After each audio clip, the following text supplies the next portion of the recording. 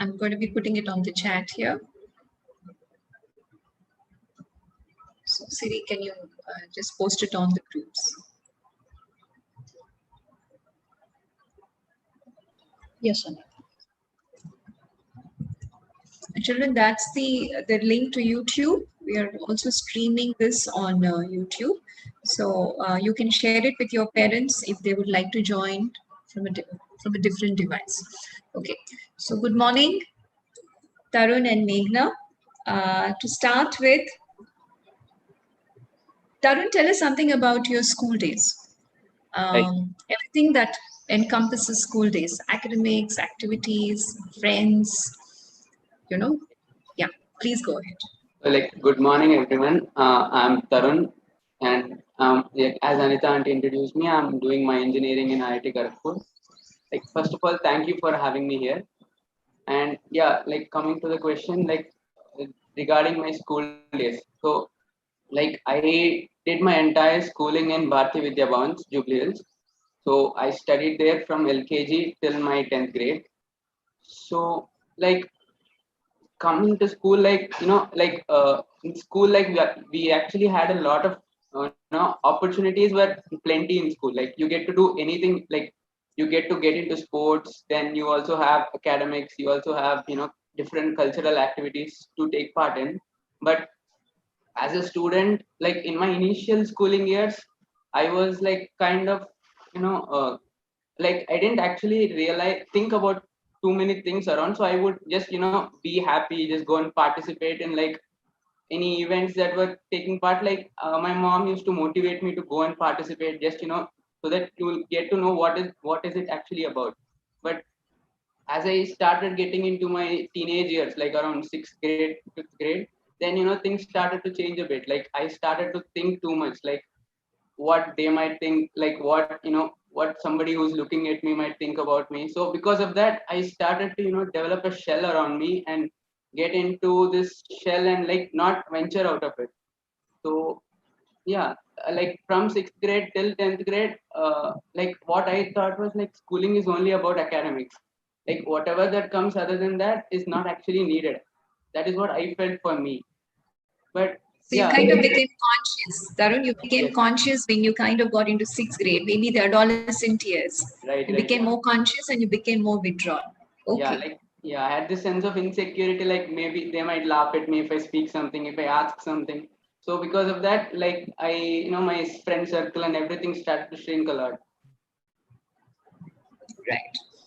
Okay. So early on years, you were more free, but as you kind of came into 6th, 7th, 8th, 9th, 10th, you became more withdrawn and just became more academic in your focus. Okay. Megha, what are your memories of school? When you look back at school, what are your memories? Well, majority of my schooling was in Meridian, especially from 5th grade to 10th grade. And I remember it as a mixture of academics and activities at the same time, because I feel like they put this focus on extracurriculars. There was never this sole focus just on academics, even though there was always that pressure to do well, especially when we came into 8th, 9th, and 10th. But I always feel like since we always had many competitions, competitions related to arts, competitions related to speaking, etc., we always had that to look forward to. And so if I think about my school life, I'm pretty happy about it because I got to participate in many activities, but at the same time, I also got a pretty good education from them. Okay. So Megha, you're kind of happy with what you did at school because you had a balance of academics and activities. But Yes. Tarun, there sounds a little bit of a regret, in your tone that you wish you had done more extracurricular. Right. Is that so? Do you feel so, Tarun? Yeah, actually now if I think back and think about the reasons why I was actually scared or not trying to open up, they are very silly. You don't need to get scared about all those things. You can actually open up. You can go explore as many of whatever opportunities are provided to you. Just go take them, explore. Now I feel had I done all those, maybe I would have developed into a complete individual, or I would have got to know about many things faster than now when I try to do it on my own. Feel you would have gained more, you would have learned more, if you Right. were more into extracurricular activities. Okay. Um, that takes me to Tarun. I know that you were academically inclined. So would you just depend on, what was happening in the class, what your teachers taught, what classwork, homework? I know you were very diligent. You did all that well. But did you just stick to that, what you learned in the class, or did you look beyond? Yeah, like coming to academics, like since I was not actually interested in other, I wasn't participating in other activities. I used to put a lot of time into academics. Like, say if I was interested in a particular subject, then I would just not stick to the textbooks. I would go through the textbooks, but after that, if some things excited me, like I started getting curious about certain topics, then I would just go Google it. Or there are plenty of websites on, and there is this website called Khan Academy, where you get a lot of videos where they explain you very clearly about different things. So like I used to just explore, I used to check out on different topics, and I just used to watch their videos or Google search it. Like if you Google it, you'll always find so much information. So I used to go beyond textbook. So you kind of did your own exploration. You read beyond the books. Right. In fact, you gained a lot from Khan Academy. Uh, Megha, I both of you, in fact, I know you to be a little shy in personalities. So, what do you think one can do to overcome, this shyness and this inhibition that is inbuilt?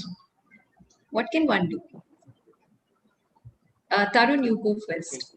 Okay, what, like with my experience, what I can tell you is that like all those fears don't actually matter. So you can actually, you might get scared. I know, I understand when I was scared a lot, but thing is that there is nothing to scared about. You can just go out there, explore. Whatever opportunities come to you, just grab them and just try it out. You don't need to win it. You don't need to always win when you do something. You just need to participate. That is the most important thing. So participate, get experience, meet new people. Yeah, so I feel that is needed. So if you have a mindset that winning doesn't matter, participation, Right. the Really. participation should be the key. Megha, what do you think, one can do? Suppose you met a shy child from school now. What would you say? Well, as Tarun said, you need to focus on the participation aspect of it because I feel like you just have to give it a shot. I mean, you shouldn't expect like you're gonna win on the first try. It can take a lot of practice. For example, I was pretty shy in ninth grade, especially. I really struggled with public speaking then. I mean, so what I did personally was that I participated in many Model United Nations or months which they conducted, in which the entire premise is just for public speaking, in which you have to talk in front of a group of people you never met before. And personally, for me, I found that to help me open up a little bit and understand that I can actually speak in front of people. And I feel like for everyone, they would they would have something similar to this, and once they find that, they just need to go for it. You won't be an expert, but you should just give it a try, and that helps a lot. So your point is each one will get the opportunity. Everybody. So just seize the opportunity. For you, it was the month. Seize the opportunity. Don't look at winning and excelling. Just take the opportunity, and then I'm sure it will add to your confidence and personality. Okay. So coming to the question of the day, what made you choose engineering? So Tarun, what is it that made you choose engineering?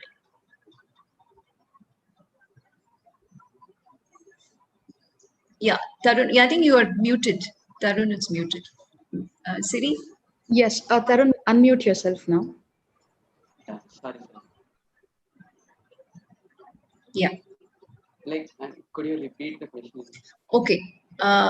Tarun, why did you choose engineering, as your field of study? Yeah, like as I said, I was exploring, like the topics that I was interested in my ninth and 10th grade were like mostly related to physics and some part of mathematics. So like I was interested in those subjects, so I started exploring different topics that were taught in my textbooks. And then I started realizing that I was more interested in things that actually move, and I was I wanted to actually find out like why do they move that way, or why do they work that way. So I wanted to I had this question of why when everything started, when like looking at different things that was working around me, I wanted to ask this question why.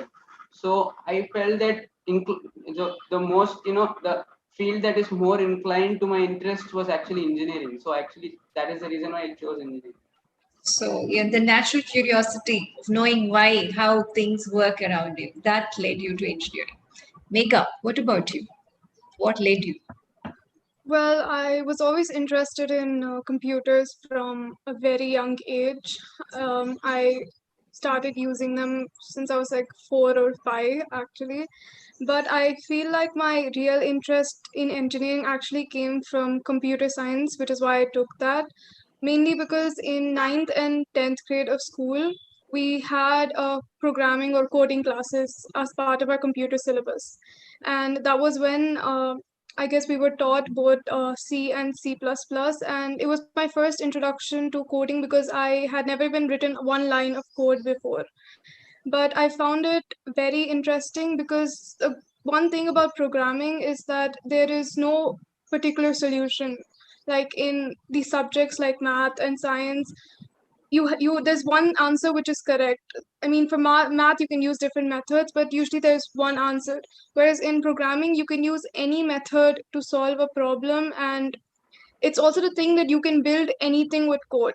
You can build whatever you want. There's that sort of creative freedom and all. And since I was interested in computer science, then I knew that I wanted to take engineering and especially computer science at that age.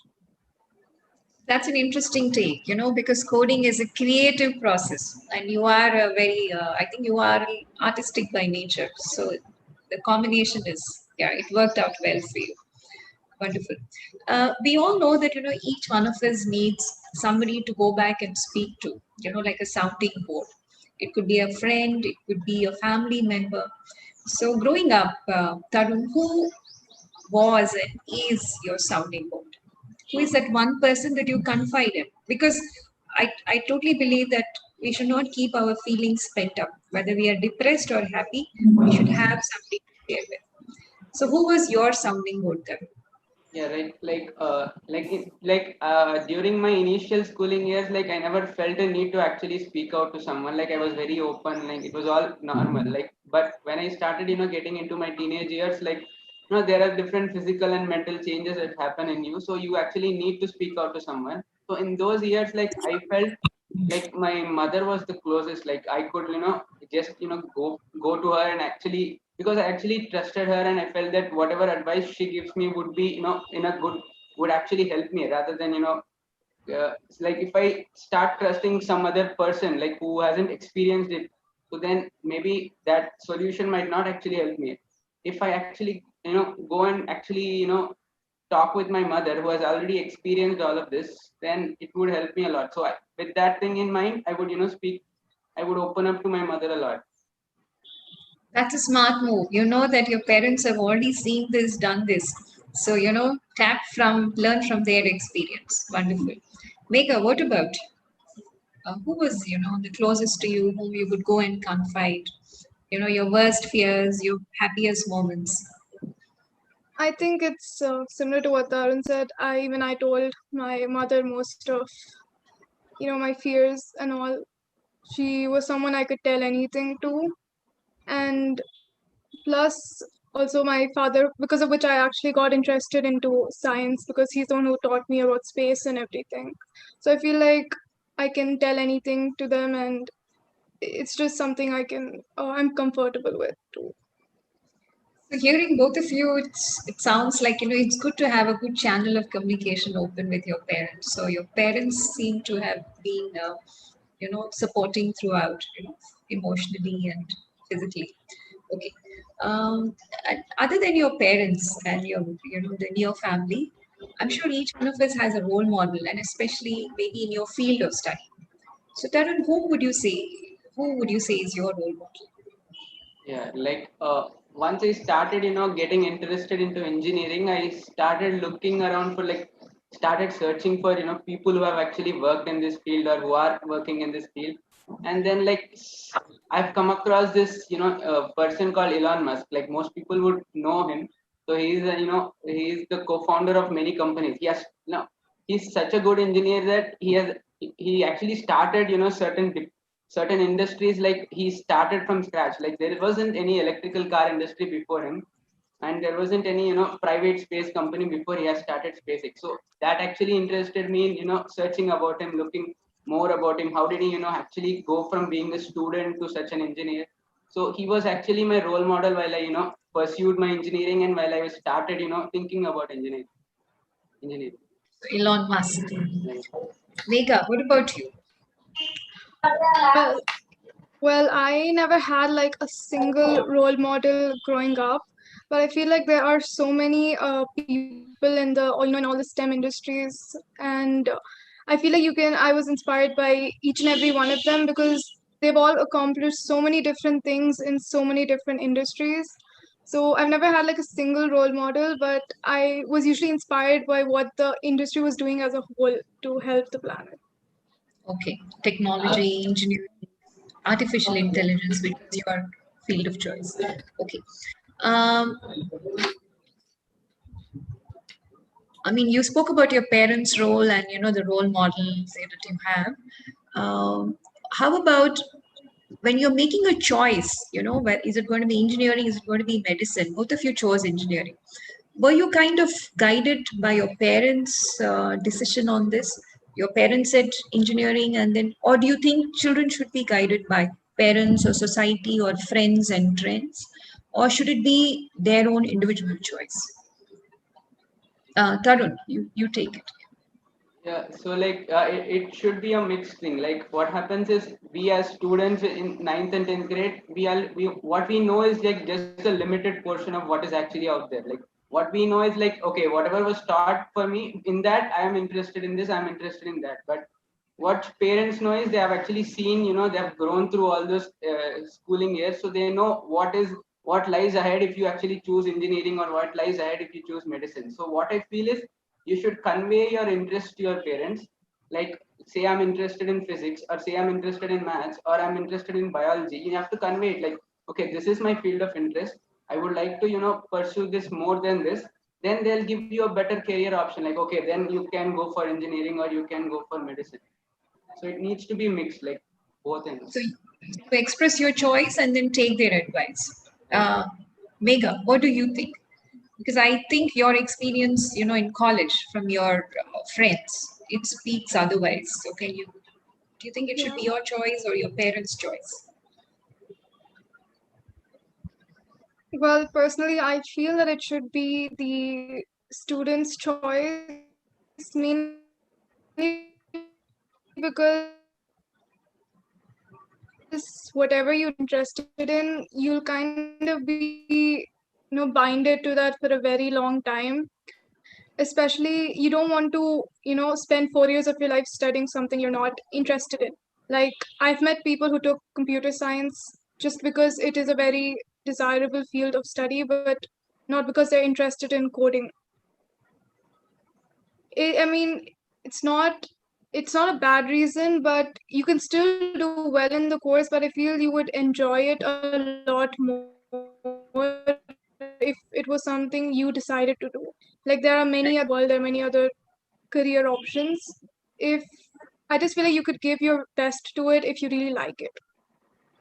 Give your best if you like it, and you need to really like it to excel and make it your future profession. Okay, you had engineering in mind, but do you think it's important to have a plan B as well? If not engineering, what? So, Tarun, did you have a plan B, an alternative? Yes, like plan B is, it's really important. Like because what happens is that admission to engineering is decided by a single exam. So though you have a very good knowledge, that day if you don't perform well, then you might actually lose up to some, like an opportunity to get into a good college. Then should always have a plan B. So the my plan B actually was like, I was interested into space technology and astronomy as well. So I had if not engineering, I wanted to get into fields related to space technology or astrophysics actually. Like theoretical part was astrophysics, otherwise space technology. So I did have a So plan. you had a plan B in place. Becca, what was your plan B? My plan B was actually doing an architecture course, mainly because especially in 10th grade, before you choose what you're going to do in 11th and 12th, we had many career workshops in which many people introduce architecture also as another option. So usually when you write the mains exam, there's also a exam for entrance to many architecture places in the country. So I've written that. So if I didn't get into a good engineering college, I might have gone for architecture, but I do think it's important to have another option to fall back on. Yeah, a plan B. Wonderful. Now that you've decided on, engineering, okay, you have a plan B, but you have to focus on your plan A and put in all your effort. So how did you go about preparing for the engineering admission, the IIT entrance, the JEE exam? So Tarun, can you just let us know, and what role do coaching institutes play in preparing you? Right. Like I've actually like till 10th I didn't actually have an idea like whether I have to go for an IIT or any other engineering college. But like in my 10th, due to like the talk between the peers, everyone starts talking, okay, we want to do this, we want to do that. Then I started realizing, okay, there is something called IIT. You can, there is an exam for it, you need to write it. Then I like the thing here is there are two ways of actually writing this exam. You can go for a coaching institute, get a good guidance and supervision and go and write the exam, or you can actually prepare on your own and go and write the exam. But I feel the exam is so tough that preparing on your own wouldn't actually help you much, because you need a good supervision so that they can correct you and they can help. They can not just correct you but also put you in the right path. So I feel coaching institutes are really important. But again, joining a coaching institute is always a hard decision to take, because there are always good and bad things to it. Like if you get into a coaching institute like mine, like I've joined Narayana, wherein like I had to put 12 hours a day for 7 days a week, like for continuously for 2 years. Just I used to have break for Dashara or Diwali, that's it. So what happens is you lose 2 years of your teenage years, 2 good years of your childhood. So that is one thing you need to think about. And the other thing here is that actually by sacrificing those 2 years, you actually get into a good college where the exposure that you get joining the college is immense. Like whatever the exposure that you get in normal colleges, I feel compared to that, the exposure that you get in IITs is very good. So it's actually a decision that we have to take. Like, do you want to go for it, or it's okay if I do anywhere? But it doesn't actually, in the final and in the long run, it doesn't actually matter whether you have done it in IIT or any other engineering college. So should give a Okay. thought about it. Well, for somebody who's doing it in IIT, if he feels that way, I think that is something children, they should all pay attention to. Um, Megha, you yourself did a lot of rigorous preparation for the engineering exam. So, what is it, those 2 years? Was it 2 years or 3 years? How many years did you actually put in focused effort, in preparation for the exam? Well, I wasn't really sure about these competitive exams until after I finished 10th grade. So I put in around just 2 years of preparation actually.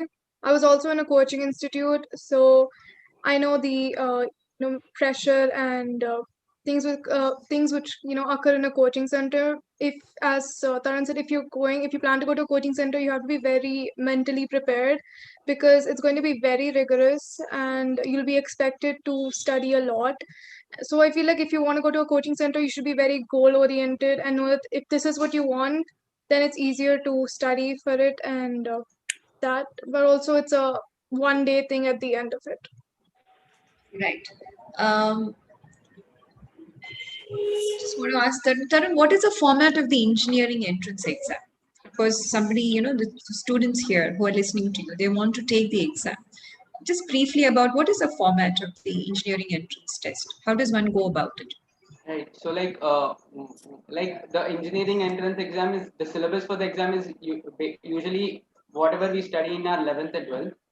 So when I gave my exam, what I had was like I had one JEE main, wherein you write that it has the syllabus covering from 11th and 12th, and when you write that exam and get qualified in that exam, you will be only then you will be allowed to write JEE advanced. So the marks that you get in JEE mains will be used for admissions into National Institute of Technologies, and the marks that you obtain in JEE advanced will be used for admission into Indian Institute of Technologies. So, Okay. but now actually the format has changed a bit. Like I'm not very sure how the format is, but as far as what I've heard, there are two mains exams, and somehow they take the score from both the mains exam and use that to qualify you to advanced and then IIT. Right. So in this entrance exam, the topmost rung being IITs and NITs, and then the different levels of colleges that follow. So depending upon your performance, Right. you get to pick and choose. Right. Yes. Right? Is that Like, eight? That's the way it is. Okay. yes.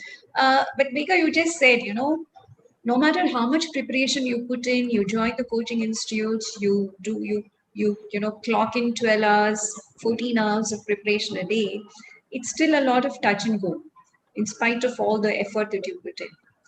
But then what? Suppose you put in all the effort and you don't get in there, because one day, one exam can't really be a testimony, of the intelligence or capability of a student. But suppose one doesn't make it, through the IIT exam. So then what? Should one be disappointed? And what should one's attitude be? Megha, what are your thoughts on that? Well, yes, it will be disappointing because you put in all that effort and it doesn't work out. You feel very sad and you may be stressed out and all, but there are also many other options. There are many other good colleges in this country. There are so many more entrance exams you can write, and wherever you go, there you can even go to like whatever college you go, as long as you put in the work there.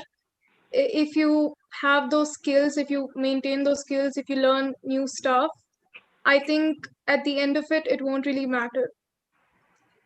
That's a good observation, Megha. It doesn't, of course, the brand value does matter, where you done your engineering, but it is equally important that you do well, whichever college that you go to, you have to perform well. And I think that is also critical, in shaping your future success, as an engineer. Uh, Having got into the engineering course, Tarun, how did you find the IIT, the entire course, the ambience there, the curriculum there? How did you find it? Right. Like academically, whatever was taught in IIT was very similar to what is actually taught in any other engineering college in India. Like this curriculum is very similar, but the thing is like there the way the professors teach you and the approachability to professors is actually like a bit different. Like there you get to meet professors more, and they teach you the subject in such a way that it is not taught as something that has already happened, but it is taught to you as like a research problem where actually you can start questioning and you can start digging into it. So that was what interested me, like because that kind of research oriented study is like really important. If you're interested in that subject, you'll find it very interesting. And yeah, then it's all like you like to me. So I had like 5 hours class every day, and the rest of the time was very free. Like I didn't have anything to do. So you see, you have a lot of freedom, you get to do whatever you want, so you can use that time very judiciously and explore your interests more. Yeah, that was, I think, what makes IIT stand out from other institutes. So the IIT program is very intense, right, Tarun? So how did you cope with the rigorous curriculum that they have? How did you cope with it? How did you kind of stay focused? Yes, you said you have a lot of freedom. Children can go wrong and they lose that drive that brought them into IIT in the first place. So how did you stay grounded? What are the values that you learned growing up that helped you stay grounded? Right. So like here like in order for you to stay driven and like get like complete the course and come out of IIT, you like the first and the most important thing is like the peers that you have around you. Like because you don't have your parents with you, you only have professors who they don't actually care much about you. You need to go and talk with them. The only people that you have around you is your friends and your peers. So I feel choosing your good friend circle is really important for you to go forth and complete the course, because like there are so many things that happen in IIT. It's like it's like a mirror of what is life actually, because it's everything on you. You're so independent. You have so much freedom, and you have to take your decisions on your own. So you have what I feel was that good friend circle actually helps you take proper decisions and move forward. And the other thing was that yeah, there will always be situations wherein you would you'll be in a dilemma, like you don't know what to choose. Then like my mom actually used to tell me this thing which I used it a lot during my engineering. Like whenever you're about to do something and there's a sense of fear in you, like you start thinking, do I really need to do it? Or no, you don't actually think, but you have a sense of fear and look around if people are looking at me or not. In those situations, what my mom used to tell me was, pause it there, think about it, or contact with someone who is a senior to and who you trust, and only then go for doing it. So I used that principle a lot, and that actually helped me cope with all this stress and everything. I think that's an excellent, test or, meter that mummy has given you, that whenever you're doing something, or you're about to do something, you feel that fear inside, or you are hesitant if others are looking at you. That means you have to double check on that. So that's a wonderful meter gauge that mummy has taught you. That wonderful. Megha, what are the values that you learned growing up? What are what is the discipline that you had that helped you go through your engineering program, and you kind of you're coming out of it in flying colors. So what is the discipline? What are the principles that held you through your engineering program? Well, firstly, as Tarun said, you need to find a good friend group, because if you don't have like a good support system in college in like the beginning, um, you won't. It's like they'll also drag you down with them. It's that sort of thing. It's like you can work together, or it's gonna be the opposite. Plus, in college, especially, you have all these group projects and stuff like that, which will have a very heavy impact on your future afterwards. So it's important to be a good judge and find people who will challenge you intellectually and support you and have your back. But also, personally, as from an individual perspective, it's, I guess, from childhood, it's important that I always found it important that uh, two things on like usually when they give projects and assignments, it's important that you do it on time, especially in college. It becomes very important because you can get overwhelmed at any point. So I feel like that's one thing which you should keep in mind. So time management, is that what you think is critical? Yeah. Yeah, planning your time well and having the discipline of submitting on time. So isn't that something that it starts off from schooling, from the schooling times? In Yeah. school, you're expected to submit on time. So were you a diligent, disciplined student even in I your think school days? I think that's where the habit started, and I feel like that kind of came into engineering, Con- which is what helped me. Continue, continue. Wonderful, Yeah. wonderful. Uh, Tarun, did you actually find the entire coursework interesting? I know you already mentioned that it's a little research oriented. So you found the IIT curriculum, although it is similar to the other colleges, you found it more interesting. So is that the research angle that makes it interesting for you?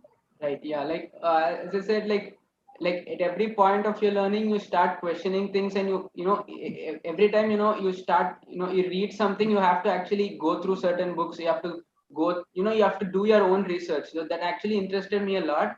But yeah, still there were certain topics in I'm doing my mechanical engineering, so there were certain topics in mechanical engineering which I've saturated a lot. Like they have been developed a lot for the last century or so, and they have stopped developing, or there is no scope for research in those topics.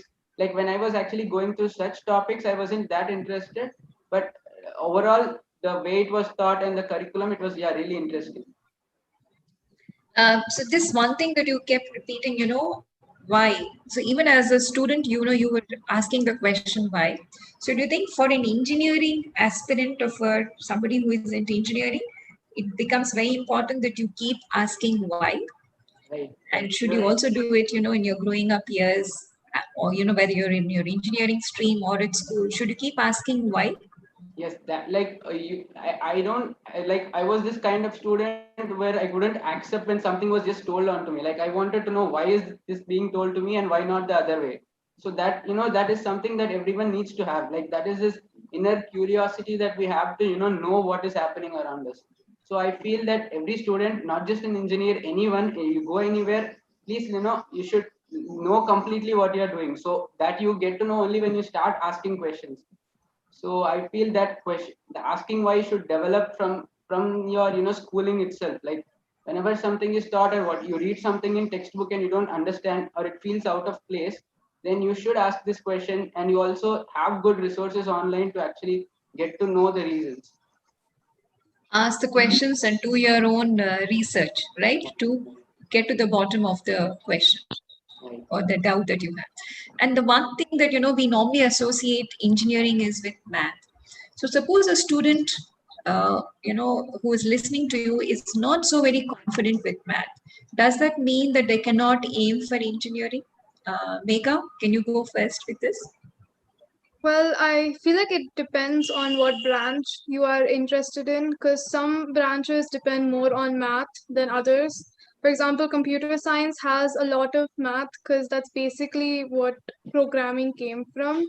But I wouldn't say be worried about it mainly because it's not too daunting because it's more like a step by step thing.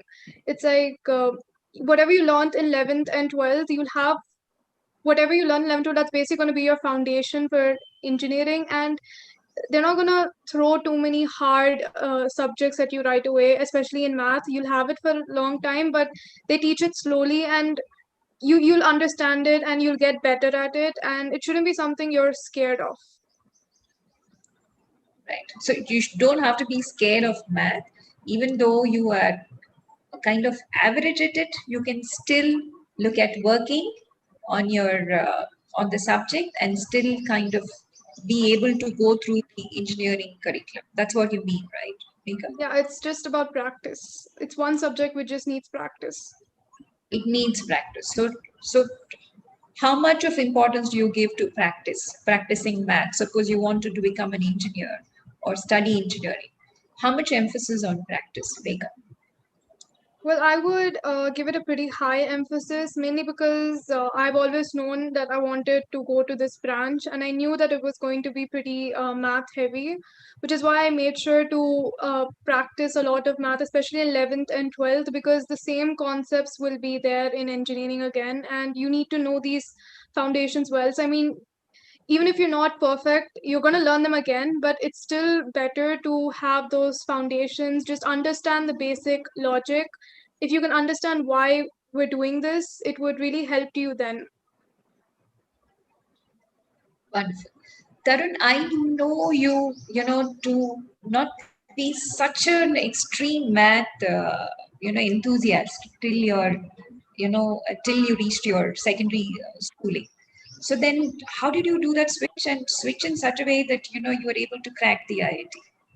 Right. Yeah. Like what happened was that, like, till ninth, I was actually very scared of math. Yeah. That fear of math was always there with me. Like then I started realizing that the fear that is coming in me is actually because it's not actually scary. It doesn't come and eat you or do something like that. The thing with math is that you don't actually understand what is happening. If you understand something, there won't be any fear. Like again, it's the same question. You need to question every step. Like you get a, say you are, like, say someone puts a step in front of you, like a process. Like they say, okay, you have to use this formula here. Then you need to question, like, why only this formula here? Like why not another formula? And why did you get an idea to use this formula here? So that was not there with me till ninth grade. Then I actually came across a tutor who was actually teaching me very intuitively math, like the way you need to be taught, like why, how, he was encouraging the questions and he also had the answers to those questions. So actually that helped me a lot, and built a good foundation so that I could prepare in 11th and 12th for writing my entrance exams. So that foundation is very important for math. So you need a teacher who can teach you intuitively. So you were lucky to find such a tutor in class 9. But Tarun, what if you didn't, find a teacher who was able to, teach the subject so well? Right. What would you have done? Because Like, you knew you want to do engineering because you liked mechanism, motions. Then would you have, tried to do your own preparation, get down to the bottom of every concept? How would you have gone about that? right, like there, if I had to do it on my own, then like actually there are so many resources online wherein you can actually go search and do them. There in this, we're trying to understand math, not just that tutor, but also my own self study helped me a lot. Like Self. as I said before, Khan Academy really helped me a lot. It's a free online website where you get videos explaining different stuff, so related to science and math. So I used it a lot, like to understand. He actually explains you why you are doing a particular step. That really helped me a lot. And I feel Khan Academy should be like, everyone has to go through it. Like that'll help them a lot. They'll start getting the sense of satisfaction. Everything comes to place. Right. Right. I think one question I kind of found was, okay, let me go to the next one. What are the prospects after engineering, Megha? After engineering, what? What do you Well, do? yeah, so there are actually many options after engineering.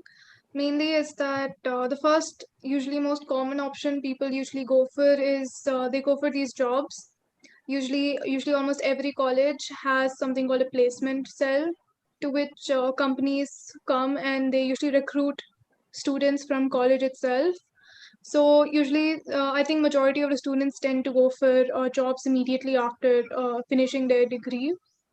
And the second option they have is usually going for a postgraduate degree, like a master's degree. Like some people usually write GATE, which is another competitive exam, just like how JEE mains is for the bachelors. They can write GATE to get like an MTech degree in an IIT. So that's an option. And you can also write stuff like GRE and to go for master's degree abroad. And you can also go for MBA. There are like many options after engineering.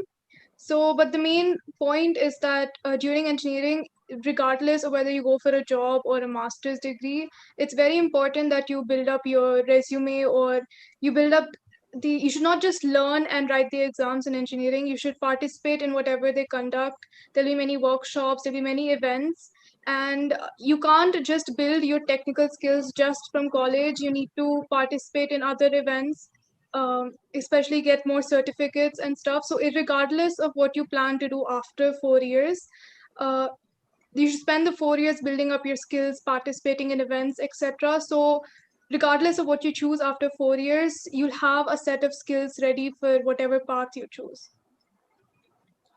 Wonderful. So you have to make good use of those 4 years and hone your skills and get a lot of certification and gain a lot of knowledge to make you ready for the next step, the next level. Okay. So in your case, what what what is the approach that you have taken? You've just completed. You're almost completing your engineering. So what was it that you have? What prospects have you chosen for yourself? Well, I guess in engineering especially, we had a lot of workshops and coding events in which I was introduced to artificial intelligence in the first place. I've also done internships in that, and I like the subject, which is why I decided to go for a master's specializing in that. So I feel like if you want to do a master's, spend your engineering trying to find out what part of your branch you're interested in, because then you can specialize in that. So then after I decided on that subject, then I was pretty sure that I wanted to do a master's abroad. So then I kind of spent my time towards building my entire profile and studying for GRE and TOEFL. And yeah, so after you figure out the subject, it's mostly just preparing for the applications and you can work on it. Right. Okay. So you decided on artificial intelligence, you applied to the best colleges, and congratulations for having been chosen for, I think, artificial intelligence in CMU, Carnegie Mellon University, which is #1 for AI. So congratulations, Megha, on that. Thank you. Tarun, you are in a very elite, very, I think, sought after BTech, MTech program, dual program in IIT. So at the end of this, what would you like to do? Yeah, like my final goal is to work for an R&D of an industrial company. Like since since I was interested in engineering, like from the beginning, like from ninth and 10th grade itself, like I wanted to do engineering and try to solve real world problems. Like like I feel that engineering is a tool to solve these problems that we face in real life. So that with that aim I chose engineering, and now since I'll be completing my engineering, my aim is to work for a company, research and development of a company, and try to solve this real world problem. Wonderful. I think you are research oriented and that's what you would like to do, going ahead. Wonderful. And it all comes from your inquisitive nature and the curiosity of asking why and how. Wonderful. Wanted to ask both of you children, and I'm sure all the children who are in this group who are listening to you, how has the pandemic affected you? And how did both of you, keep yourself positive and upbeat? And how did you use your time, the whole of the pandemic last year and now?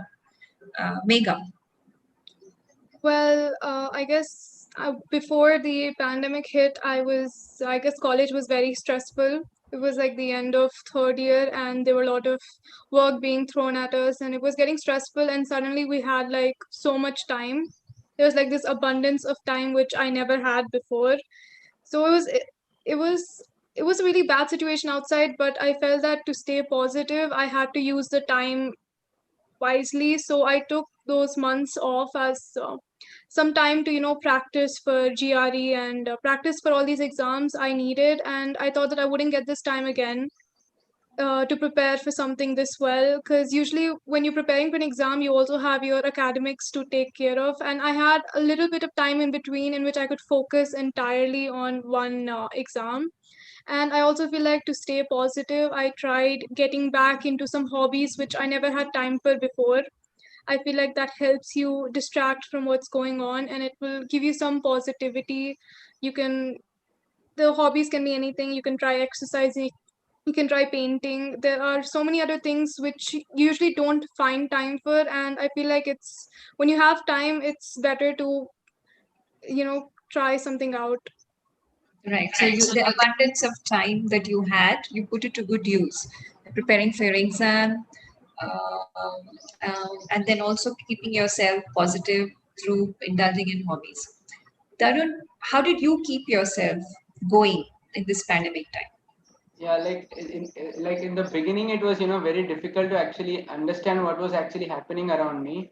Like in the beginning of pandemic was mostly watching television, like that was very different situation that was happening around us, that watching a lot of news, what is happening around, why is it happening. Then slowly I started thinking, like I started thinking about what I needed to do, in which direction I needed to move after engineering. Before that I've never given a thought about it. I felt that okay, slowly I'll start understanding. But since now I had the time, so I started thinking, like, am I going in the right direction, or what I'm doing, is it actually going to take me somewhere which I want to, where I want to be, or no. So I started giving it a thought, and finally I actually got a good trajectory after my engineering. Now how do I need to go to the place that I want. So yeah, I the pandemic helped me actually get a good direction. So you kind of use the time for studying, introspecting, thing as to, what are the subjects, what are the fields, and what is the path I need to take to reach your final goals. Wonderful. You did mention, Tarun, about watching a lot of TV and all.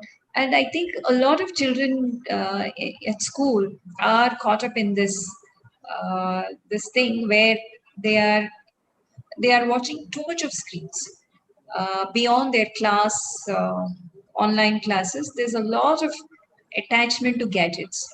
So how do you kind of stay de-addicted from gadgets, or how do you kind of balance out, Right. entertainment, leisure, with your study time, with family time? So how do you manage to do that, Tarun? Like what I did was like I had certain times for classes wherein I had to sit in front of screen. I had no choice.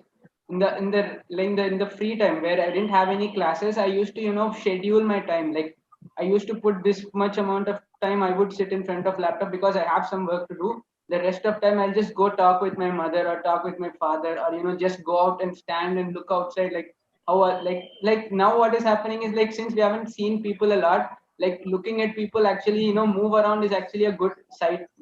So I just go out and look at different people moving.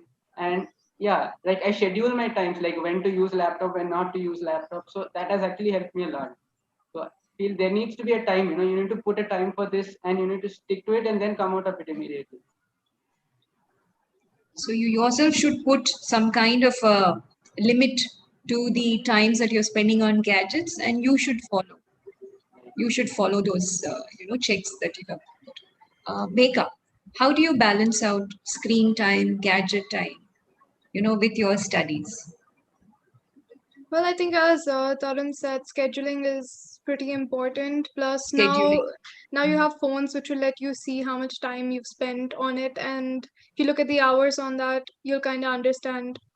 Okay, you need a break, sort of thing. And I feel like when it comes to like studying, personally, I found that especially in college, when I'm studying, I don't put my phone in the same room. I go put it in another room because I feel like when you're studying, it's better to keep it away because you won't get distracted. And I found that that kind of helped me, just not having it in front of me while I have my books, so I can focus on this, and once I'm done, then I can go use that. So I found that that system really helped me study. Wonderful, wonderful. I think we're kind of coming to the last but one question. You see, I'm sure both of you are blessed in very good circumstances and would like to give back to society. At the end of your education, you would like to give back to society. So, what are your thoughts on that, Megha? How do you plan to give back to society?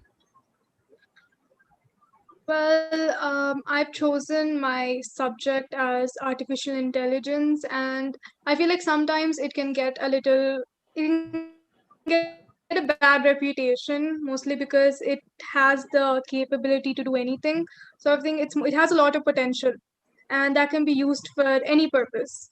So what I want to do is, the reason I want to specialize in this, and I feel like I can use all the knowledge I gain about this and actually put that technology to some good use.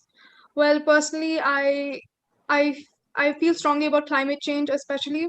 I feel like it's a very big problem and something which needs to be addressed. I feel like maybe I could use the knowledge I gain and use it for good when it comes to that problem.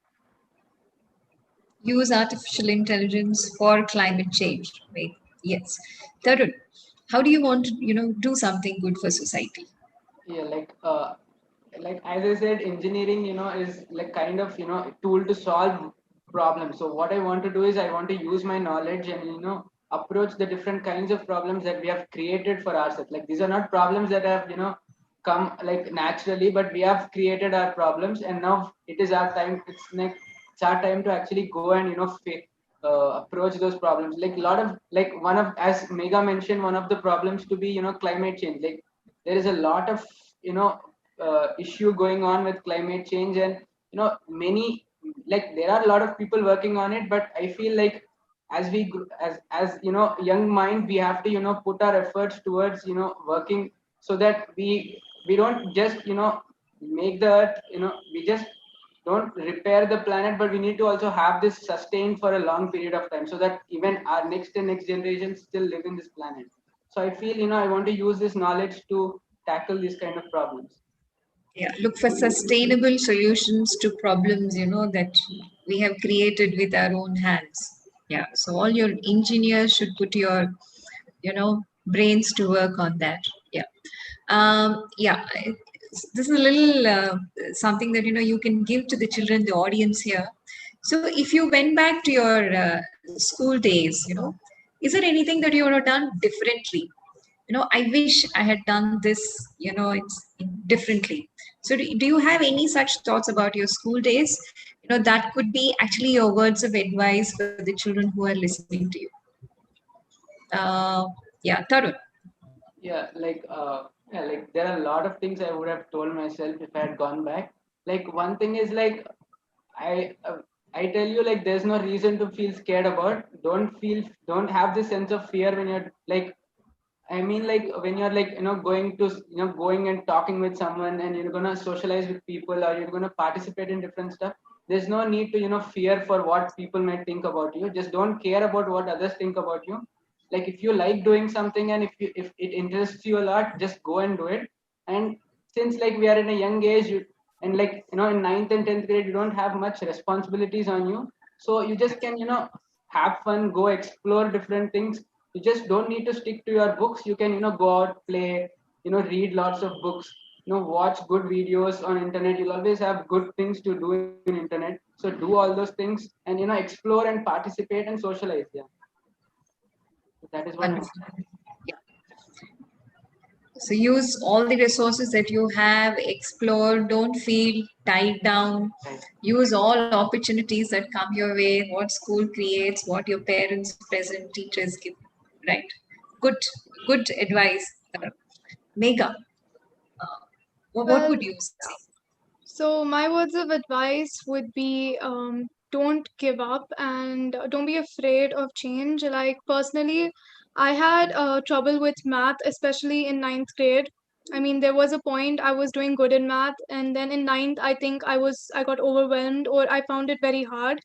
But then, with enough practice, I guess by the end of the grade, I got good at it. It just required some practice and dedication. And after doing that, I felt that is again like turning point in which I realized that okay, I like math. It just needed some practice. Now I want to go into engineering. So you will have ups and downs like that. It's just important that you spend enough time practicing and all, and you might actually enjoy whatever you hate right now. And yeah, just don't give up and just always participate in new events because you never know which event is going to help you in the future. And just even in school and in college, just participate in stuff no matter especially if it's in something you're interested in. Make sure to participate, get those certificates, and it's going to help you at the end. Don't give up. Yeah. Participate, engage, learn, connect as much as possible. Okay. We always hear about this ratio between inspiration and perspiration. So you had a lot of inspiration, you had a lot of drive, but how much of it is perspiration, sheer hard work? So Tarun, if it's a ratio of inspiration perspiration, what would it be for you?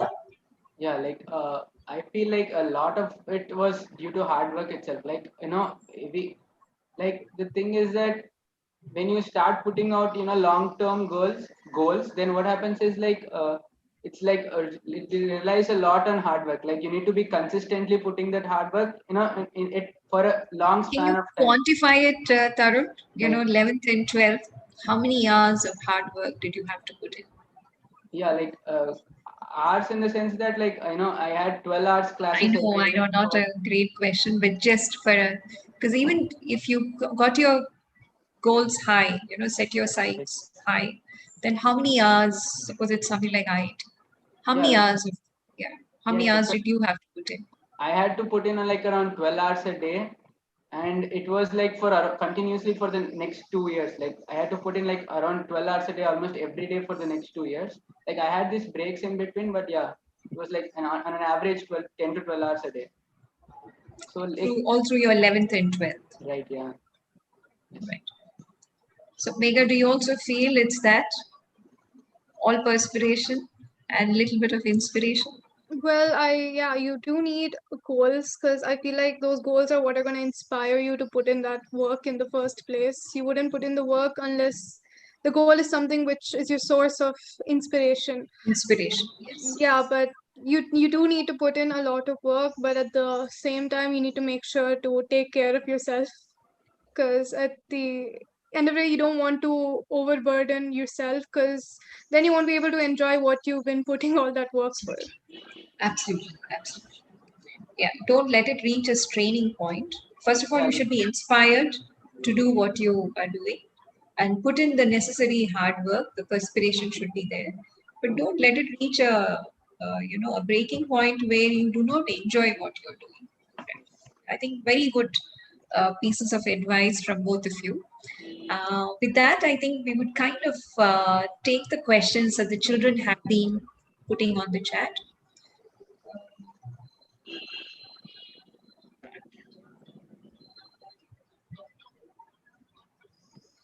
Huh. So, Raga asked, did you have to cope with parent stress? So, did either one of you have to cope with parental stress, Tarun? No, like in my case, fortunately, I didn't have any stress from my parents. Like they were actually, more of like, trying to tell me you don't need to put in so much hard work. You can actually, go in and like you can get into any other engineering college and do your engineering. But like, yeah, I wanted to do it. Like what my feeling was that if I'm anyways going to do engineering, why not do it in the, very good institute? Aiming is always not a bad thing. You have to dream. You have to have a good goal, and yeah, I didn't have any parental pressure. Yeah, it was my sole, intention to go for it. It was entirely your self-driven. Right. Yeah. Megha, did you have any parental stress? No, I don't think I had any. They were actually pretty supportive of whatever I wanted to do, and uh, they didn't want me to stretch myself too thin. But I feel like the only pressure I kind of faced was the pressures and expectations I put on myself. And I feel like you should also take care of that because you should have goals, but you shouldn't have goals which will, ruin you at the end. Like you should have some moderately set goals. You can have high goals, but at the end of the day it's important that you don't put such high expectations on yourself because when you don't reach them at the end you feel very depressed and sad, and you don't want to do it to yourself. Have high goals, put in the effort, but do not be disappointed or take the consequences too hard, right? That's what you mean. Okay. Can you suggest any good books to help us get into good colleges? So that's a um, little abstract, but can I ask you by explain what are the different branches of engineering that are there? And what is the kind of preparation? Raga is asking for good books, but so can you actually suggest books? What are the different branches of engineering, and are there any books that can help the children get into these colleges with these courses? Tarun? Like right now, like if someone is in their ninth and 10th grade, I don't think you don't need to read anything related to like there aren't any good books for getting into good engineering colleges. Like you just need to be good in your foundation. So now since students in ninth and 10th, that is the stage where you build your foundations so that you understand what is being taught in your 11th and 12th, and then you understand what is being taught in your engineering courses. So I feel that now whatever the textbooks you are given with, just go through those books, understand every step what is happening, and why things are happening the way, then you'll start building good foundations. So I feel textbooks are enough. Other than that, if you want to go beyond, then you always have Google to do it. You can always Google it. Absolutely. Megha, can you elaborate on the different branches of engineering that are there? When it comes to branches, you have computer science for the first branch, which is usually a lot of coding, programming, mainly focused on math. That's a branch.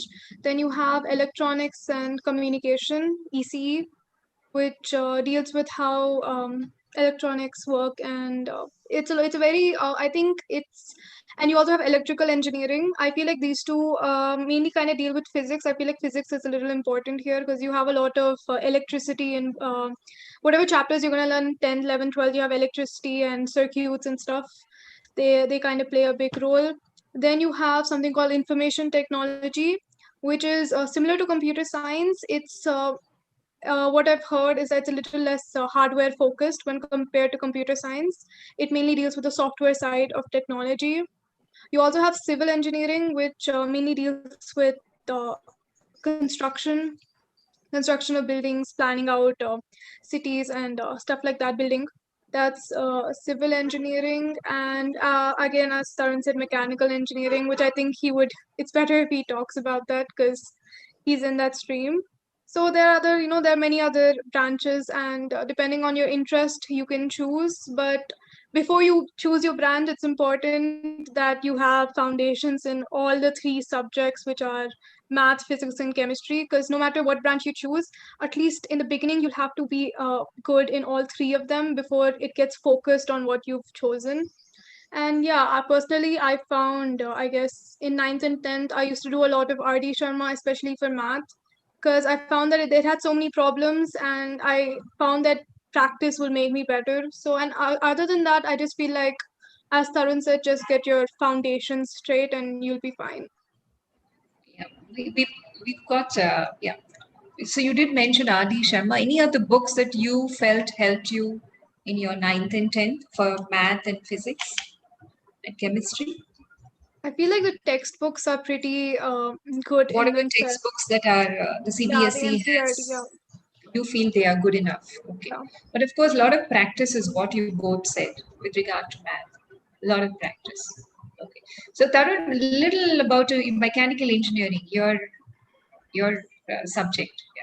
Right. So like mechanical engineering mainly deals with motion, like you have things moving around. So they usually mechanical engineering talks about things that are moving, like how things move, like what causes them to move, and how do you make them move. And you study about like motion, like it's basically on a large scale it's motion, and you have a motion of solids, motion of liquids, and motion of gases. So yeah, it's basically related to movement. So you, Relating to movement, and you find it immensely interesting. But of course, you said that there's the field is kind of saturated by way of research, and you would want to move to an area where there is more scope for, which is more open-ended, right? Megha, one thing, maybe do you recall that one test, one exam where you scored, a pretty low grade and that really depressed you? How did that, that one exam kind of did, how did it help you in the long run? It did, because I think I've never experienced that before. Because I think when you come to ninth and 10th grade, it suddenly becomes a little harder. Plus, there's this new sort of expectations people have. And I guess when I got that low grade, I was very upset. I I was really feeling depressed. It felt like, I hated math. I didn't want to learn it. It's a bad subject. I had all these thoughts. But then I guess I started going to tuitions. But the main point was I struggle with time management in math exams, because I feel like in math it's mostly like once you do half of the problem you might get confused, or sometimes you don't know where to start, sometimes you don't know how to end the problem. There are so many different things which can happen, and I feel like writing a math exam is different from other exams, because I found it like that. And so what I did then is that from what I found is like I could solve the problems, but suddenly when I was writing the exam, I kind of froze up. I didn't know what I did. And it was kind of scary because it felt like I knew what I was doing, but for some reason I couldn't put it on the paper. So what I did then is that just practiced papers with like particular time limit, so that I wouldn't be stressed out on that day. Maybe take some practice papers, do them the day before. So I knew like, okay, I'm spending too much time on these one or two markers. I'm not giving enough focus at the end. And I felt like, a lot of practice So it's like when you practice so much, at one point when you see the paper, you know all the questions because you've done something very similar to that. So I it's think all there's a about that. constant rhetoric about practice, practice, practice when it comes to Yeah, engineering.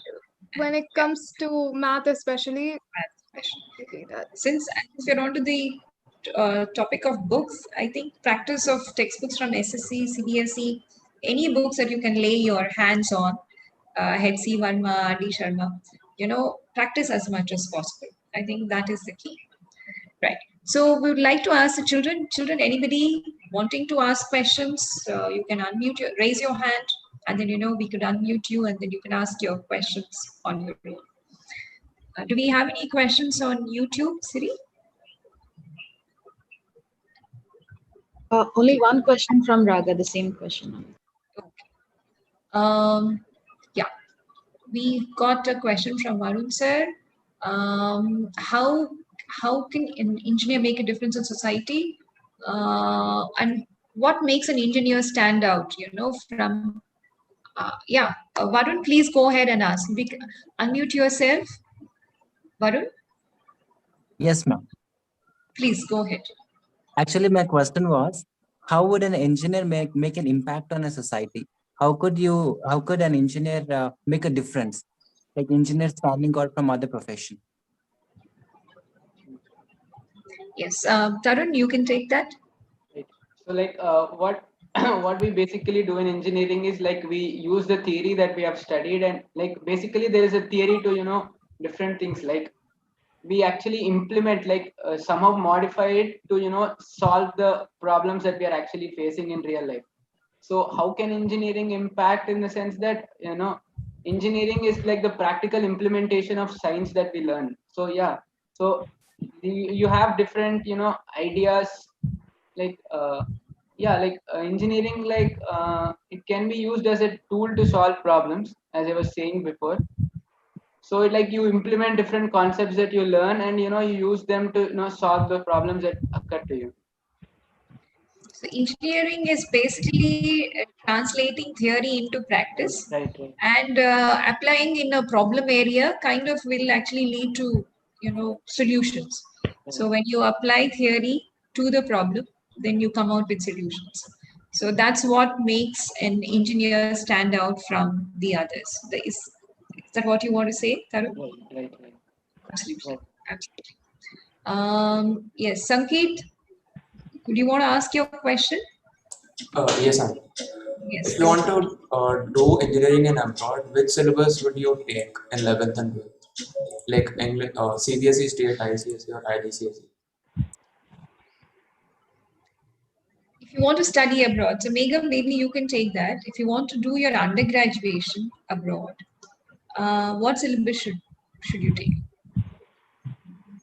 Well, I'm not entirely sure about the bachelor situation abroad, but at least from a master's perspective, what I can say is that all the colleges abroad, they kind of look at your profile as a whole. So they don't look at just your score in like one exam.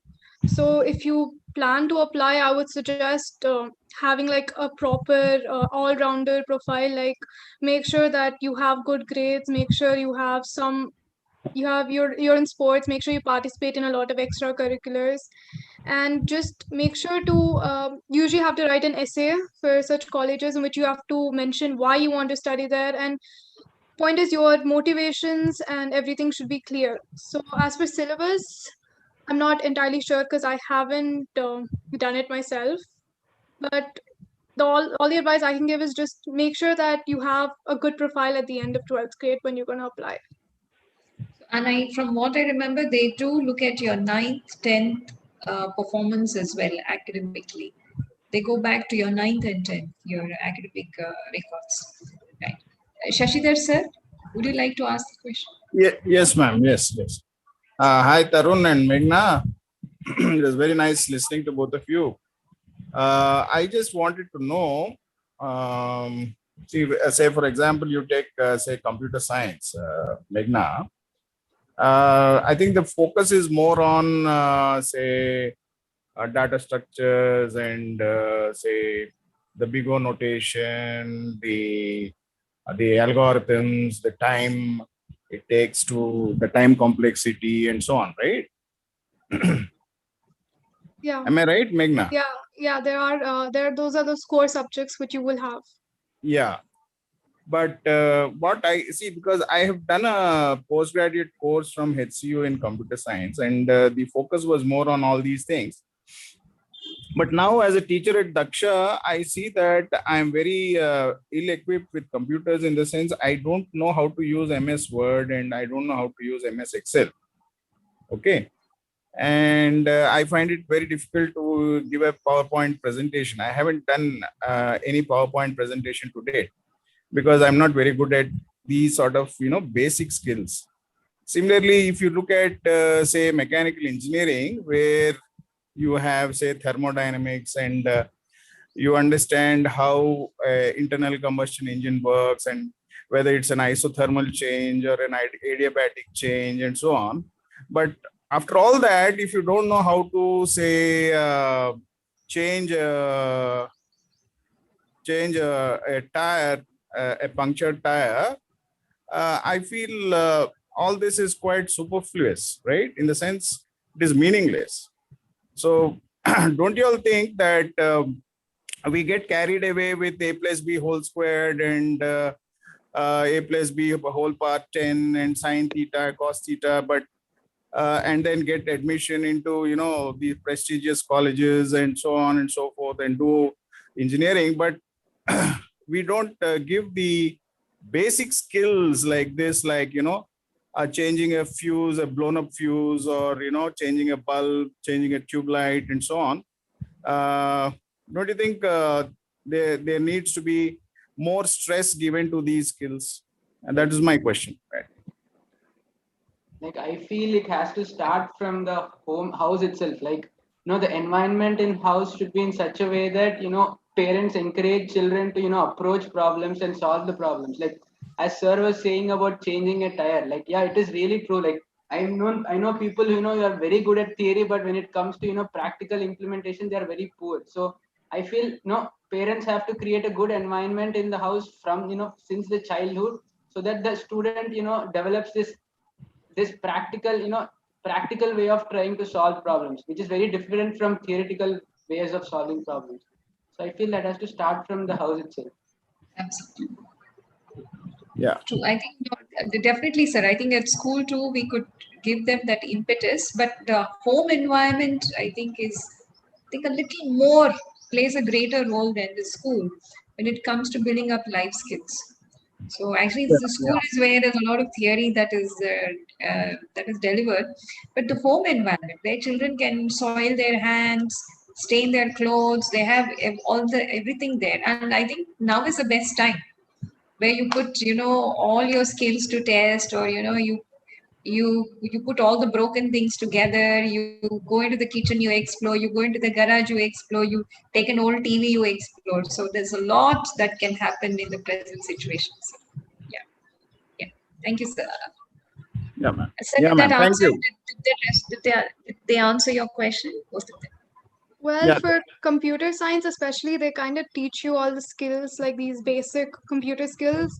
You are expected to know them as soon as you join the college, but also, especially these Word, PowerPoint, as Sir mentioned, even though it's not just learning, you'll have a lot of practical projects as well, in which you'll be asked to give a presentation on what you've learned. You'll be asked to prepare reports. You'll be asked to write research papers on whatever project you've done. And I feel like indirectly you kind of learn all these basic skills while studying the core subjects as well. But I guess, as Tarun and Anandi said, you can also learn all these skills at home. And yeah. Yeah, there's a lot of self-learning also that is there. Raghav, I think we can take that as a last question. Raghav? Yes, Auntie. My question was, how did you cope and deal with the anxiety and stress during your first board exams, which is the 10th board exams? How did you deal with it? Tarun, you can go for it, and then make up. Yeah, like stress, like yeah, you will surely have stress, because that is the first time you're actually going out. That is like the exam that actually most people say matters a lot, but I can tell you that it is important, but no, it's not the end of the world. So you don't need to worry so much about it. Go like just have a good knowledge of what is happening in school. Good, you study well, and then whatever happens in the exam, it's actually not that much in our hands. Like sometimes the day might be good, the day might be bad. You might not do well, you might do very well.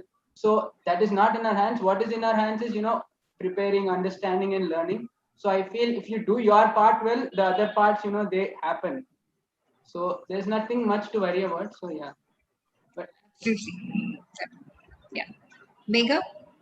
Well, yeah, I do admit, even I was very nervous during my first board exam because it's usually in like a different school, a school you've probably never seen before. It's like a new place.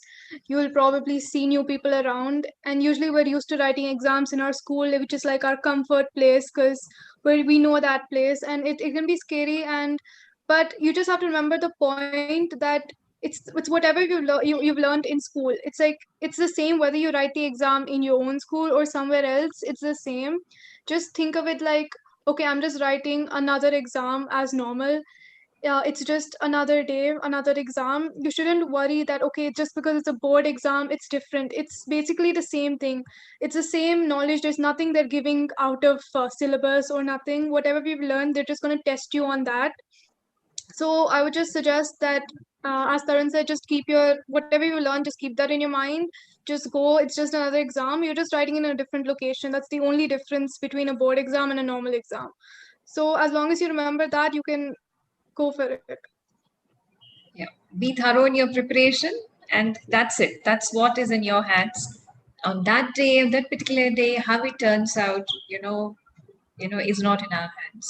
So just the thoroughness of preparation should give you the confidence. And like what Megha said, it's just like the same exam you're writing in a different place. That's about it. So that should kind of put the anxiety to rest. So if do we have any more questions, children? Or can we conclude this extremely insightful session for all of you? Because I think you children will connect with these two then more than what we teachers tell you. Do we have any more questions? Please feel free to ask, children. Do we have any more queries? Okay. So thank you, Megha, Tarun, for your time. I know that the two of you are extremely diligent, disciplined, very, very driven students. Wishing you all the best. And we look forward to you coming back, in later years as you achieve, greater heights and bring more laurels to your schools, your families, and to society. Thank you so much, children. And all of you children, please, you can unmute yourself and say thank you to Tarun and Megha. Thank you. Thank you so much. Tarun, Megha, all of you please unmute. And Thank you very much, Akka and Anna. The session was very interesting. I loved it actually. It was it really connected to us students. It actually reduced a lot of stress and anxiety about our future.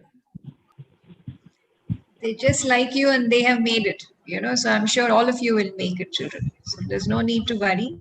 Just be grounded, have discipline, and put in hard work. Yeah. No shortcuts to success, right? Yeah. Thank you so much. Thank you, all the teachers, Lakshmi Sharma ma'am, all the teachers here, Radhika, Kamakshi, all the teaching fraternity here, and all the children. Thank you so much. Thank you, Megha, Tarun, and wishing you all the best. Yes, it was a useful session for all the students. So that we congratulate you at the same time, and we wish you all the best. Wishing you all the best. Thank And you. from all the teachers, please feel free if you would like to wish them or ask a question, please go ahead. Yes, all the teachers. Yeah. Congratulations. Congratulations, both Tarun and Megha. We are proud of you. All the best. Thank you. Thank you so much. Congratulations, Meghana and Tarun. All the best. Thank you. Excuse me, Anita. I'm sorry to disturb you. Yes, We yeah. have one last question from Sripad. Sripad, do you want Yes. to ask the question yourself? How to be concentrated without deviating? Tarun, you can answer that, and then Megha. How do we concentrate without deviating, without getting distracted?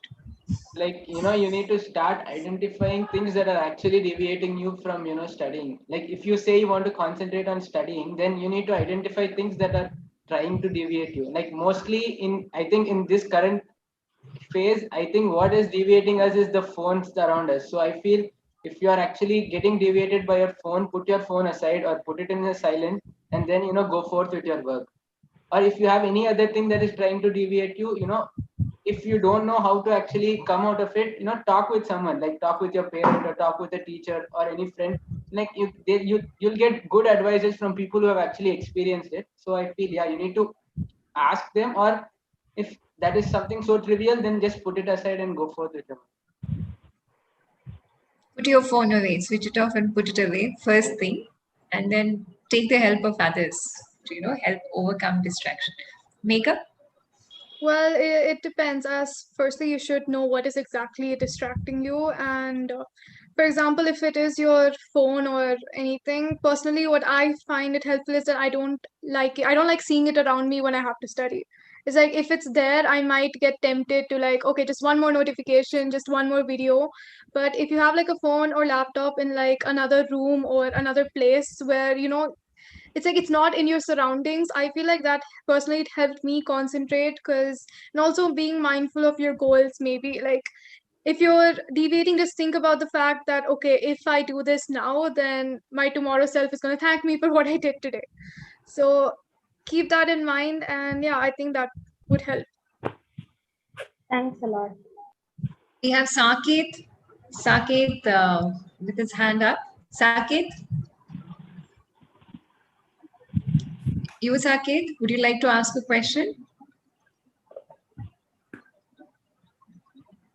Saket, are you there? Can you hear me? Okay, I think the hand just went up, I think inadvertently. Right. So thank you once again. Good luck, both of you. Proud of you. Thanks a lot. Okay. You see all the best wishes coming in, so you can read in the chat. Yeah, thank you. Best wishes for you. Thank you, Megha, and thank you, Tarun, for joining us today. Thank you. All right. So Thank you. good luck. I think And I think God bless. Saket is saying some doubt he has. Saket. Who's Saket? In the chat window. Saket? Yes, Saket, do you want to put it in the chat? Yes, Saket, please ask. Meantime, can we take Lakshmi Kumari Garu? She has raised her question. Saket, Please you go can put it in the chat. Yeah, Saket, put it in the chat. Lakshmi Kumari, please go ahead. Ma'am, Megha ma'am said that we need to build up a profile for applying for foreign universities, right? So what are the requirements they are asking in the profile, ma'am? Means what should we do to get a very good profile so that they can accept our application? Yeah, Megha? Okay, so I'll tell basically what I know. I don't have personal experience of applying for undergrad, but basically what they look at is that they don't just look at your grades. Like you should, if you're applying for like a really good place, you should obviously have very good grades at the same time. But by profile, I usually mean that you usually have to write some competitive exams there as well. So you want to get like a good score in that. You want to make sure that you have good grades in all the subjects you're studying right now. You also want to participate in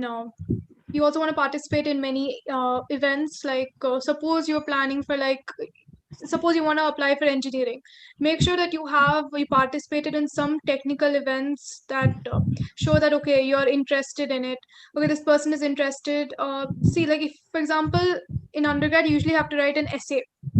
So let's say that in your essay you're like I'm also good at public speaking. Make sure that you have an event to back that up.